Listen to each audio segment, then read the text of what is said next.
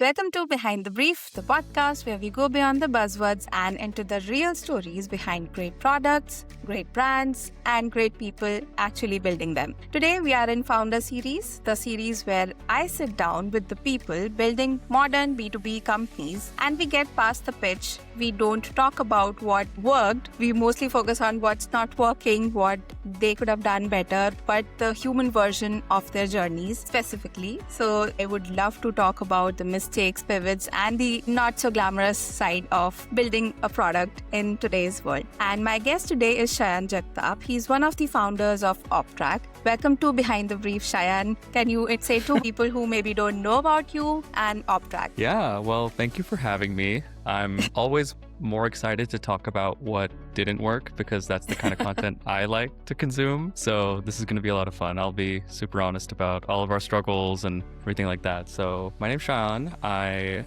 live here in Austin, Texas, where I grew up. And we've started Opptrack probably 7-8 months ago.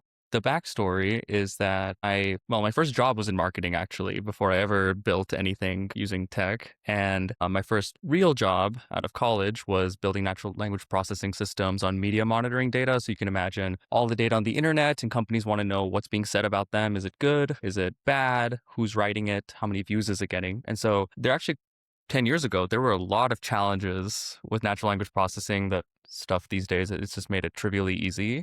But Yeah. that's really where I built my skill set in my career. So we built Opptrack in that same vein to do competitive intelligence based on media monitoring data. So it's a space I was very familiar with. But ultimately, Fantastic. it's pivoted a lot since then, and happy to talk about all that. Absolutely. Thank you so much for letting people know who you are and what you're building, but also from where you're coming from. And basically, the whole idea around founder stories is not only to talk about the products that all the founders are building, but also to understand the journey behind. Like, there's so many cases that I've seen where the degrees that they have took are not equivalent to what they're currently doing. And that kind of makes sense, right? That's real life. And we don't always end up doing what we took education in. So, and your story has been super inspiring. I saw Opptrack so many times through PMA as well and through a lot of product marketers. So I am a product marketer and I really wanted to know about the product that you're building, stories behind it, what made you trigger into building some of it. So just wanted to start with the origin story, like, where it started, where the idea clicked from. Can you take me back to the moment where it all started, where Opptrack clicked for you? What were you seeing? What were you struggling with yourself in that space, or that you had to maybe just realize, somebody has to build this? When did it start Absolutely. from? Oh man, there's so many things to say. And it's funny because it feels like there's no one moment where it clicked. It's been this constantly Yeah. evolving, kind of tumbling thing. But the closest thing to an origin story we have is about 7-8 months ago, whenever it was, I was reconnecting with an old coworker and we got along really well. We built products together back, like I mentioned, during my first job here in Austin, doing natural language processing stuff. And we were just talking about, hey, like, what have you been up to? What kind of stuff you done? Any cool projects? And I'm always working on projects personally or just on the side. Like, I always love tinkering. So we're talking about our side projects and things like that. And he's like, hey, I was building something in this competitive intelligence space. In fact, I was using a tool, or some people on my team, we bought this license for this really expensive competitive intelligence tool. And after a month, no one really used it and we're stuck with it for a year. And I just think that you and I have built products that do similar stuff better in the past.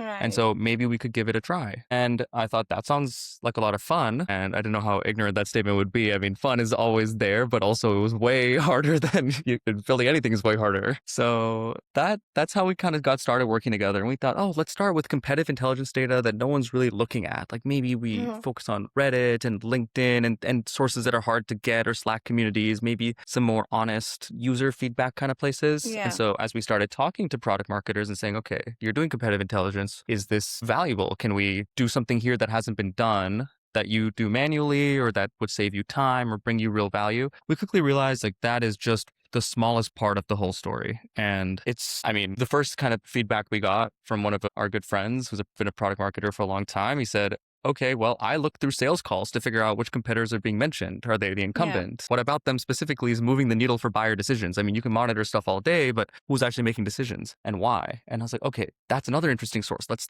see if we can plug in with like a Gong or a Sales Loft and look at transcripts. And ultimately, it's all this kind of natural language processing thing where Yeah. you take this text and you extract value in some kind of structure and you can sum it up and do analytics on it. So it felt familiar in a way, but as we started learning more about the problem, the different data sources, the different combinations of things, oh, did something get mentioned in the news that's showing up in your calls? Now that's an Hmm. interesting thing that may take hours and hours to find. Exactly. Yeah. So that's kind of how it started and has been evolving. And recently, we've been focusing much more on the win loss side of things. Because I think that, I mean, at this point, I think we've probably done over 115, 120 product marketing interviews, I customer saw that interviews.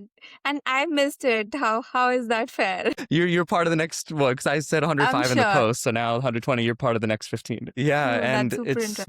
it's been constantly evolving, and we have even more ideas of where to take this to bring more and more value. So yeah, it's constantly changing.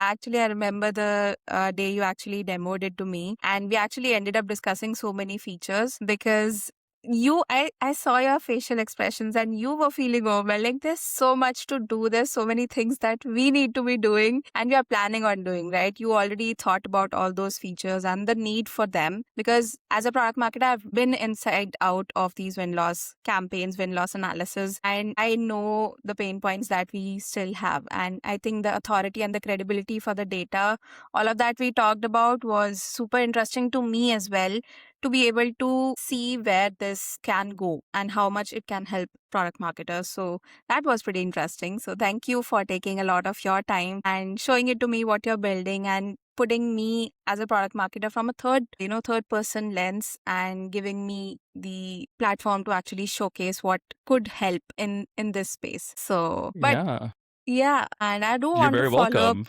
Yeah, Thank you as well for giving me all your of awesome course. feedback that day. You had so Right. many kind words to say, and it was one of the few calls I didn't record, and so I almost wish I feel like I'd have quotes for days and days to post, but Right. yeah, we have a lot, and that's definitely part of the founder, I think, struggle is that Mhm. you can move fast, but there's also this infinite number of things you could be doing at any one moment. Because, and like you just said, I probably seemed a little bit, oh no, we could do this and that and this and that. And the ideas keep flowing as you have these conversations. But I Yeah, guess saying no is one of the most valuable lessons to learn early is, okay, we could build 10 things and we have to say no to 9 or 8. exactly. And how do you make that decision over and over again and not get distracted? Right. So that's part of that overwhelmed open world struggle. Of the space that you're actually in right now. So that's true. I just want to have a follow up on the last question that I asked, which is like, do you think that people in this win loss analysis space are they like getting something wrong? Is there like a tech limitation to it, or maybe they're thinking about this specific problem in a wrong way that you see and now you know the power to actually fix it? So I'll speak strictly from what product marketers have told me specifically. So, one, win loss analysis, someone told me, is the greatest unsolved problem, the biggest unsolved problem in go to market. And even if it's not maybe number one, I'd say it's Yeah, very much up there with, you can think of it like this Darwinian mechanism that if you know what evolutionary pressures to select for and evolve, you can kind of make those decisions quickly and rapidly and exactly.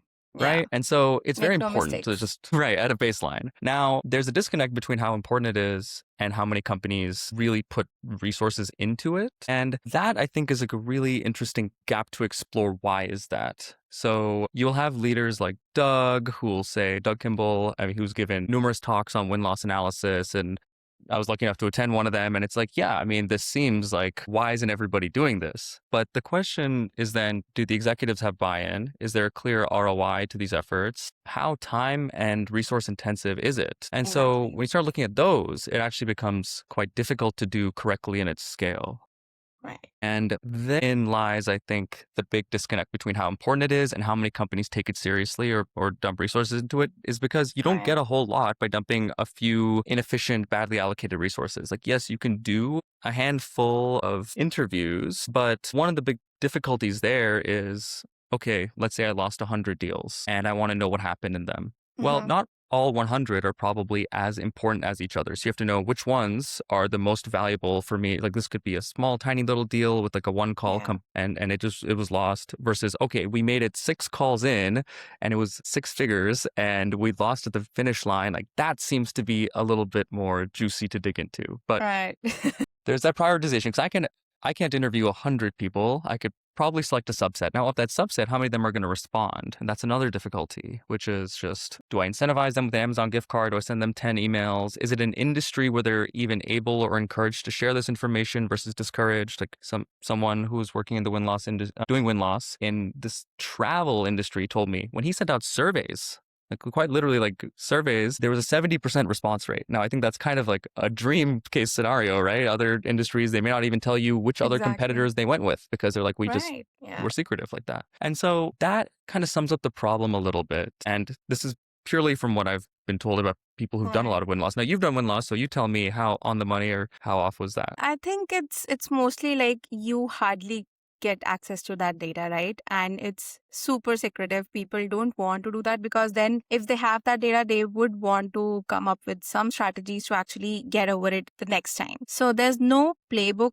I think if there's any, maybe I don't have it, but it's still a, a blind spot for a lot of us to be able to access a lot of that data. But most of the now there are tools like these that can help us get through that data. So I think that's something that I still think is like not 100% successful. We don't get access to all of it. Yeah, I will say I forgot to tell you what our approach is based on Yeah. these problems. And like you're saying, one of the big, like I said, things that we learned early on was that in the competitive intelligence world, it can be really important to look at sales calls and say, is a customer or a buyer, but Right. do they have an incumbent competitor? But that extends to beyond just competitors, right? There's other reasons you may win or lose a deal that has nothing to do with competitors. Like your product was just not a good fit for this company.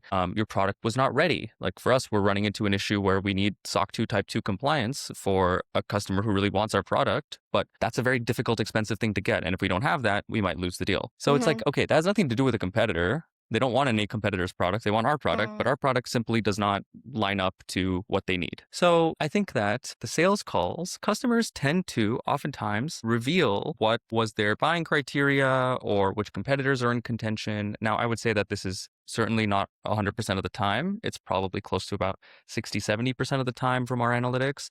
Sometimes Yeah. decisions are made behind the scenes that were never made it to a sales call. And that I Mm-hmm. think is a really good place for interviews. But you can explain actually quite a bit of your losses, over 50%, by doing scalable analytics on your sales calls, CRM data, things like that. So that's where I think we are really focusing on that has not been solved yet. Yeah, absolutely. I think most of it also comes down to the kind of questions you also ask, right? So I don't think there's a lot of strategy that's being played around where people actually get to ask those questions that give you the exact answers. There's always been like, oh, that didn't work, but nobody asks follow-up questions on why it didn't work. Was it a pricing issue? Was it a product issue? Was it a feature issue or like not the right time kind of issue? So I think those are the kind of questions that we also need to be asking. And maybe it's kind of changing over time, but with tools that support this kind of rich data, I think that's how things are going to change. And maybe we end up asking the right questions with the right data in hand. So that's, Definitely. yeah. And funny enough, I think uh, like a really bad analogy is it's kind of like dating when it comes to making a deal where a bunch of things could line up, but if there's one really critical issue, Yeah. probably not a good idea to keep going and you might break up, right? So for example, like it could be a really good fit, like they Mm, could love your product, it could be the right time, but if we just didn't have our SOC 2 compliance or something, yeah. it's like, well, it just kind of all falls apart. I'd imagine it's something like that when it comes to dating. It's like, oh, we shouldn't get married because we agree on everything but this one critical issue and Oh my there you God. go. And so a lot of the times explaining losses I found is pretty clear because you can see people saying things like, I can't afford that, or I don't see the Right. value, Yeah. or, I'm locked in with incumbent for 8 months. Sorry. Like, Mm, there are these things, and you really have to find one or two of those reasons in a deal to explain the loss. Like a win can be a lot more exactly. complex, but a loss is like, okay, there it is. Yeah, I like the analogy that you have used because it also kind of feels like it's not me, it's you, or maybe it's like the opposite kind of thing. But like, I'm not sure like how many people will relate to it, but Yeah, I kind of get what you were trying to Yeah, explain like I with said, that. not the greatest analogy in the world, but Yeah.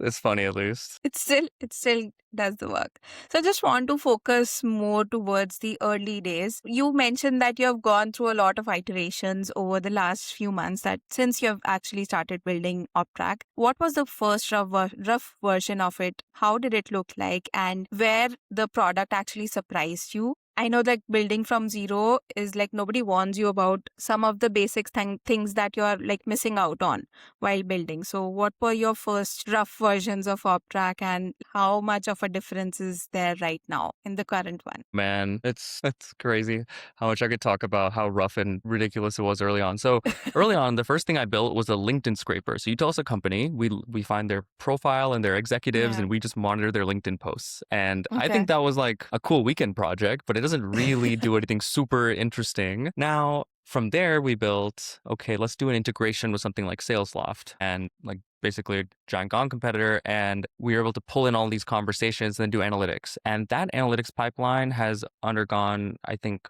4 iterations now, where initially we were just looking for mentions of different companies. But then we're like, okay, let's move past competitive intelligence. Were there mentions about your product, sales, things like that? And so we had this really complex pipeline where you would authenticate into SalesLoft, and then Yeah. we would start pulling all of the conversations that would happen as deals were going on and as they closed. And now we kind of combine that with the media monitoring side. So you track competitors, we look for them in your calls in addition to other stuff. And it's really funny because for about 6 months as we were building this, we didn't even have a website or a UI. It was just like, can Yeah. we solve the problem from a data Oh my perspective? God. So That's crazy. yeah, the UI, and look, I'm not a UI guy. I would love to be. My first job was in marketing. I love telling stories and communicating, and part of that I think can be very visual. It was so ugly. It was so terrible. And for the last like 2, 3 months, I I'm think we've sure. been really focusing on making the UI clean and easy to use. But Yeah. my God, you will not. I mean, if you saw this early product, you wouldn't ever look twice. Actually, I think it's that's what the interesting part is, right? You started with something that's completely different right now, and that means you're actually working with real feedback, real data, and real needs of the user, right? Maybe you started with something that you thought would be super helpful, but now you're shaping it to something that will be super helpful. So I think that's the beauty of telling stories from where you started and where you are actually headed towards. And this is what I want to bring out from founder stories, not to focus on you know, the ugly part that you build, but to focus on something that's shaping up to be that's going to help people. So that's something that I value a lot. And thank you for sharing where you started from. And I saw a couple of LinkedIn posts around some messaging that you've been changing and all of that. So I heard from all of that as well. So I wanted to bring that up as well in our conversation. But yeah, thank you so much for Sure. sharing that story. And I'm sure it's not easy to talk about all these things, but like you are still improving on it day by day. So that's good. I think you look at it very kindly. I love talking about these things. I could talk about the failures and learnings Yeah. all day. In fact, my Right. favorite books to read are about these entrepreneurship stories where someone started doing something and they thought, can't be that hard. And then all they're doing is Mm, just, wow, this is the hardest thing I've ever done. And I think that those are right. really fun because it feels relatable. One of my favorite stories is the Twitch founders. I mean, these were 4 guys out of college who their idea was to like stick a camera on a guy's head and just live stream his life 24/7 and make Yeah. him famous. And then that turned into one of the most iconic consumer companies of the past decade or 15 years or so. So I'm like, I mean, what a complete like what they started into what it Body. became. And I think that those are just really comforting and inspiring because it's like we're all figuring it out. No one starts with the right solution to a problem, but it Right. as long as you don't get married to the solution, I guess, Mm, and be really okay with saying, okay, that previous attempt or that previous version needs to be thrown away or changed, not get right. emotionally attached. It helps you move really quickly. So that's one of our biggest, most consistent kind of focuses is moving Right. quickly, figuring out what's working, what's not working, throw away what's not working, even if it may have taken a month or 2 to build and keep going. Right. I think being flexible and adaptable is something that as a founder will really help you if you really want to build products that help people. So definitely. Yeah. Yeah. So you mentioned that there are a couple of first users that you're talking about, but I want to focus a bit more on your ideal users for Opptrack in the coming times because I know you're already building so many things and quietly doing a lot of things in the background. So what would be your ideal user? How would that user would be using Opptrack? What would be their pain point and what would be the solution that Opptrack provides to them? Totally. So we are building for the product marketers who do win-loss and competitive intelligence manually, who spend lots and lots of hours doing call reviews, competitor website crawling, things that are important but take up too much of their time. Right. So they usually have a sales team to serve in terms of enablement, making sure battle cards are up to date, other assets, and they're just kind of getting pulled in a lot of these different directions. So our ideal users are those small product marketing teams Okay. with a large sales team to serve, to enable, who really focus on win-loss and understanding why they're losing so that they can start winning more in the future. Like if someone already understands the importance of the problem and is Yeah. struggling, like that is who we want to work with. Interesting. I think many early stage startups also do have that because they don't have a lot of product marketers and they might have a founding product marketer, but then they have a huge sales team. So I think that's where Opptrack would fit right in. Yeah, definitely. Serving the sales team is tough. It's like Mm-hmm. you're constantly getting pinged on Slack. Hey, what about this competitor? What's the latest? Is this important? Is that Yeah. important? And your sales team wants to be updated and ready to win. That's why they're there. But you also Right. can only like help so much, being pulled in so many directions. So yeah, one of our biggest focuses lately has been on the enablement side. So just keeping all your battle cards in one spot. We have a Slack bot. So then people can just ask questions like at Opptrack on Slack. And then you ask any question, it just pulls from your enablement, gives you a quick answer. And so whether it's about a competitor, about whatever. And so it's just kind of like helping offload kind of these manual repetitive things for the product marketers so they can focus on strategy.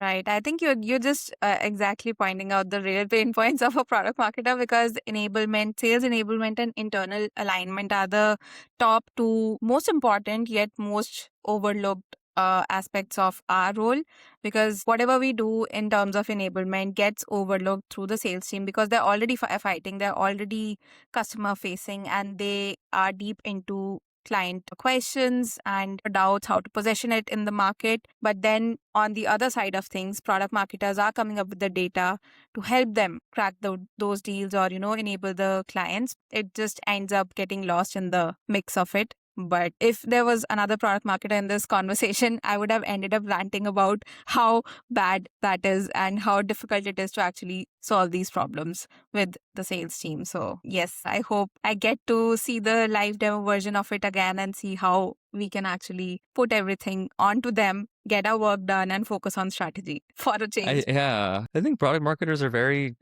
just intelligent, to be blunt. Like I really have been blown away just working with product marketers. So I'm like, it's kind of a tragedy when product marketers are focused on doing manual repetitive stuff. I'm like, y'all should be driving these critical decisions and kind of Yeah. you're connected to everything. So that visibility, that strategic thinking, it's like if you're not using that, just it feels like a waste. And it's no fault of anyone's own. Like it's just, these things are tough. Plus, it So takes yeah. time to build that level of alignment within the teams. That's honest. I want to come back to the question on as a founder. You mentioned that there are so many things that, like out of 10, you have to say no to almost 9 of them. So, as a founder, like how do you decide what to focus on next when almost everything feels urgent and all the features are super relevant, important, but then how do you make and prioritize on things that feel urgent but are not? It's a great question. So there are a couple answers. One, in the best case scenario, it's customer feedback and them saying, okay, I want this to work this way. I want this to be better.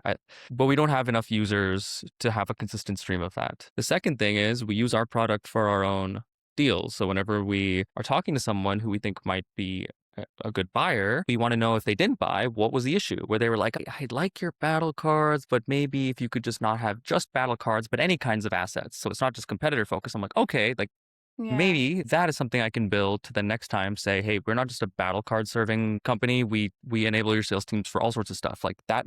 Maybe I can go back in a month to this person and say, hey, remember that thing you said you really wanted? That would be really valuable. Here you go.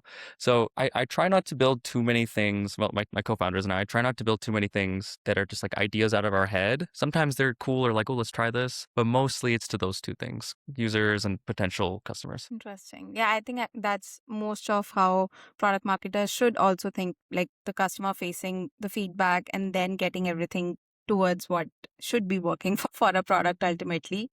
But okay, for coming back to another question, like have you tried another channel or a feature that you thought would completely work and but it didn't, of course, and what it actually taught you? Man, good question. When you say a channel, you mean something we're building or some kind of like strategy with maybe getting customers or something? Strategy, like you started targeting non-product marketers, you started focusing on demand gen folks and you thought they might use the product, but then it kind of Hmm. didn't work because it's not important for them. So what maybe channel strategy or just a thought about some assumptions around Opptrack that would work in the market, but it Hmm.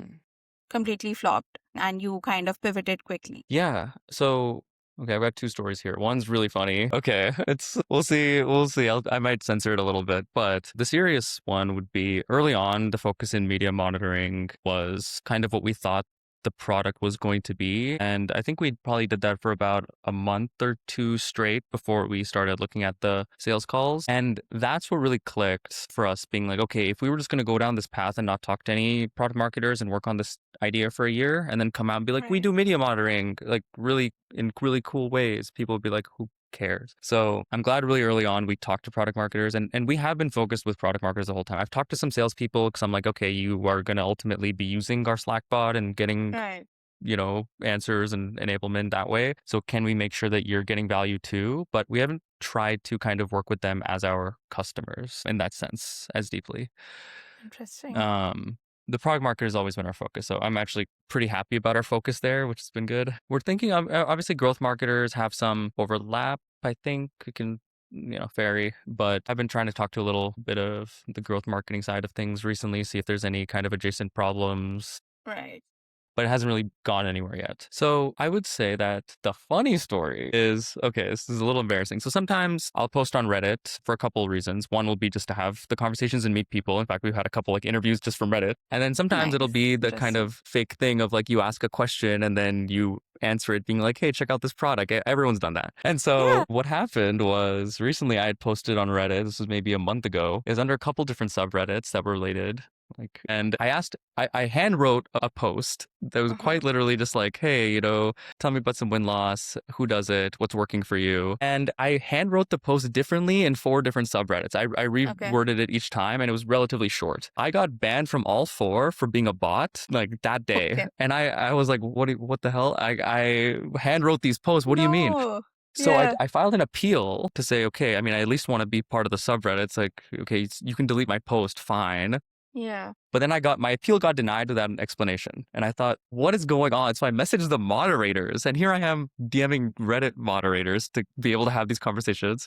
Right. And they told me, hey man, even if we don't allow AI-slop, you would have been banned anyways. And I was like, AI-slop? Like I wrote the I post like with mean, my hands. exactly. And then I had a few heated exchanges with some Reddit moderators, which, I Hmm. mean, that's like talk about rock bottom in life. Yeah. And they permabanned me from everything. So I've had to create a My new God. account. So you have to recreate your account now. Yeah, exactly. And my primary Reddit account's one I've used since I was like in high school. And I was like, hey, Hmm. look, I'm not a bot. I've had this account for many, many years. I've made posts on random Exactly. subreddits and stuff. And they were like, nope, you're an AI and you're permabanned. And I was like, all right, what can you do? That's not fair. Like, what the hell? You have written it by your I know. That's hand. I did say some unsavory things to the Reddit moderator before they Right. they permabanned me, so that was deserved at least at that point. Oh my God. So we talked Okay. about things that didn't work. That really didn't work.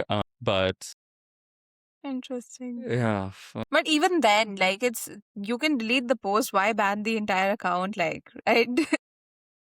Ask punish them. on the post, right? But I'm glad that you shared it because there are so many things that we do just to, understand, get the market pulse and see how things are moving or what people are thinking. So it's fine. Nobody's gonna quote you on that. It's every founder's journey. And I have commented on my own podcast episode just to amp up the algorithm so that it reaches more people. The whole intention has been to actually reach more people who find it relevant, right? So it's all Hmm. fine. We all do that. Sometimes we get banned, sometimes it goes viral. it Right. There's definitely this like, okay, we have to play the game a little bit and get Yeah, whoever you can or who's ever exactly. helpful, comment on your own post, have your friends like it just so you can boost it. And there's also this funny algorithm mysticism that we all like partly understand how it works and what helps, and partly there's like folklore where it's like, okay, if you do this and that. One of my co-founders thinks if I share this post in our group chat every time you post Mhm. on, like, it'll boost it. And I'm like, I don't know if that's true. I don't know if it's true online anywhere, but he thinks it's true, and so he does it. And so it's just we're just doing what we can. Yeah, most of there was this content engineer that I worked with a couple of months ago, and they were super strict about certain things.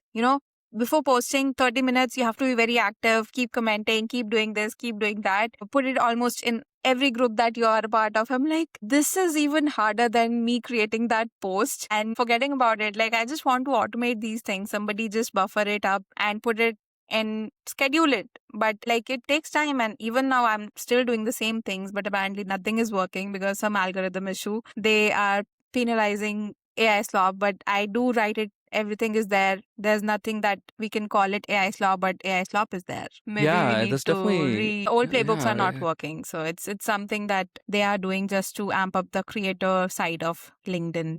Not sure what that is, but yeah, it's fine. Let's The see how fact that that goes. everyone is, I mean, really posting just very obvious AI slop. I think because I mean, unless you know the patterns and what to look for, it's remarkably similar to human text at Yeah. this point, and Yes. these algorithms keep tripping up and reporting false positives. You experience Right. that. I've experienced Yeah. that. It's very frustrating, and it's even more frustrating when other AI slop posts from people make it through, and you're like, why Yeah, didn't this person's post get? exactly. What am I reading? This is just ChatGPT. Write me something deep today Exactly. on LinkedIn, and My turn my God. vacation And into a lesson about go to market. And you're like, yeah, that's the kind of thing that I'm talking about. When people are still blaming M dashes for AI slop, I don't think M dashes are the real problem here. It's way more I than love that. M dashes. I use them all Yeah. the time. I used to write It's articles on Medium, and they were full of M dashes because it's such a fun little thing. And And now you've now, become so conscious that you want to take it out from your post so that even if it's everything that you have written is supported and assisted by AI, but still the idea and everything behind it is yours. The story behind it is yours. So I don't know, like mhm. what people are, the standards have become way low right now. True. I do think that Yeah. there's like an authentic voice that comes through, even slightly subconsciously, when someone has written their own post. Even if it's not, let's say that an AI can write it in a more perhaps entertaining way. There's just something about this like voice of the person that it has this consistency that, okay, you see their posts, you see this kind of style of writing, it just feels like them. And if you've ever seen them interacted with them in person, it's doubly true that we lose. So Yeah, I think that's a really nice thing that you mentioned. Yeah, I think we have digressed a lot. I want to come back to one last question, but this is not entirely about the things that you have learned building about Opptrack, your product, but it's more about you as a human, as a first-time founder. What are some things that this journey has taught you? I know that you come from data science and engineering background, but like what are the things that you had to unlearn, and what are some things that you're still learning as a first time founder? man, a lot of stuff. So, Yeah. one of the things that's really important to unlearn as an engineer is that whenever you work at these big companies, you're taught to double and triple check and, dot your I's and cross your T's before a release. You got to make sure that the testing is there, that there cannot be any errors, because if you release it, suddenly potentially millions of dollars can be at stake if there's any issues, or millions of users could be affected. And so there's a very Right. different process to building and releasing products at big companies versus at a startup where it's like, hey, can we just get anything working that someone finds Right. valuable, even if it's kind of crappy, and we can iterate on it later? And so it's painful to release something that you think is not as good as it could be, because you think, okay, are they going to judge my company, my work, my quality? But ultimately, you can't afford to just keep building perfect things and releasing them slowly, you have to iterate quickly. And so that's been a huge learning and unlearning Interesting. for speed and often at the sacrifice of perfection. Another thing is that as a founder, like as an engineer at a big company, you make a nice salary, you work in a nice, like environment, you get handed very specific work to work on. No one ever asks you Yes. to, scrub the toilets, metaphorically speaking. But as a founder, Yeah. you have to do anything and everything. And there's Yeah. nothing that is work that is like, man, I'm the founder. I shouldn't be. No, it's like you're going to be doing the shit work. And whether Right. that's building the product, which is okay with the fun stuff, talking to users, that's fun stuff. But then there's like, okay, the accounting stuff, the financial stuff, like the legal paperwork, whatever it is, the SOC 2 compliance, all this stuff. It's like, oh, man, I don't want to spend my Saturday night doing deep diving into the legal SOC 2 issues and how does that work. And, but here we are. And there's very rarely a time, except we're with your co-founders, where you can say like, this is not my job. You can never say that, but someone can volunteer and say, I'll handle it. Yeah. But at the end of the day, you have to be willing to do anything and everything. Exactly. So that's Right. that's Interesting. really like a consistent thing. Yeah. And that's actually kind of true as well, right? Because you're building something and there's no version of what you're building that somebody else can get. Like the vision that you might have in your mind, it it could be at some 200%, but you are reaching there, right? So that's something that nobody else can do. So there's the groundwork, there's this ugly work that you have to do to actually be able to step up and be able to call a founder. So there's, if you think Yeah. becoming a founder is like just, seeing things getting done in front of you, I think you are the one doing everything, starting from outreach till the very end of, writing up those contracts and then signing them as well. So yeah. Yeah. There's definitely this idea we have of the corporate CEO, which is someone Right. who doesn't really get their hands dirty a lot. And that's the really truly opposite lifestyle of a founder. The founders, Exactly. am I cooking dinner for my co-founder because he's working on something and can't be distracted and I don't want him to die of malnutrition. Okay, here you go. Like that's the kind of stuff. So true. Yeah. No, but It's fun. I really enjoy it. There's like a life to it that I think you don't get, like a life force to it that you don't get working at, a standard right. job, especially in like an engineering or data science field. Because I mean, at one point, whenever we had the deal, we were asked for a one page. He sent us a pricing one pager. I never created a pricing one pager before. So now I'm looking up, it's midnight. I'm looking up 30 different examples of pricing one pagers from other enterprises, Yeah. trying to see what elements I liked of the layout and creating our own. And how do we communicate this really effectively? Do we put discounts at the bottom? And then it's like, I remember I was with one of my co-founders that night and we were both so dead tired. And he's like, man, I don't know how to describe it, but I'm having a lot of fun. I was like, me too. It's like the weirdest That's thing. so cool. Yeah. Okay, one last question. Fast forward to 3 years. What's the dream version of where all of this goes for you? All right. So number one, we move everything to New York. I think that'd be cool. Yeah. Be a cool Hmm. spot to Interesting. build our company. Right. I would like to say that we've figured out win-loss and that we have end-to-end for a company. Let anybody, any company plug in and say, why are we losing deals? What are the biggest and most frequent holes in our revenue? What Yeah. can we do about it? And help them make those changes. So whether that comes to enabling their sales team, communicating with their product team, and really putting numbers and value behind the work that's been missing from certain kinds of things like this. Yeah.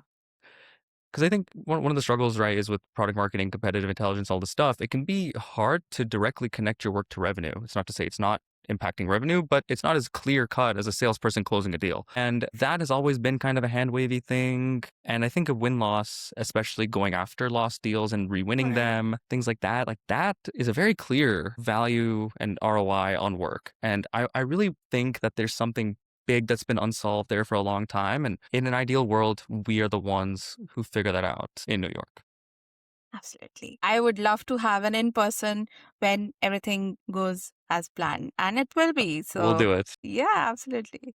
But, Shayan, thank you so much for taking us behind the brief, not just on Opptrack, but on the whole arc of it. Your journey is beautiful, and I am hoping for all great things for you. And I think the most honest thing in this whole conversation was me watching you describe a product that set out to do one thing quietly, and it's completely grown into something that solves a huge problem for product marketers. So, and I think that's exactly what I wanted to capture from our conversation. And if you want to follow along, keep checking Opptrack. I'll put their links here and you can just track. And you can also talk to Shayaan, right? I hope people can reach out to you on LinkedIn and they can just kickstart any conversation they want to have. Yeah, feel free. I'm open. I'm always wanting to talk to more people, and potential customers, great, but just to have a chat, that's fantastic. I always love that. So thank you for having me on. It was fun to share my stories. Got many in the future we'll get to do a round two. For sure. Maybe in person. That's what I'm manifesting now. In New York, yes.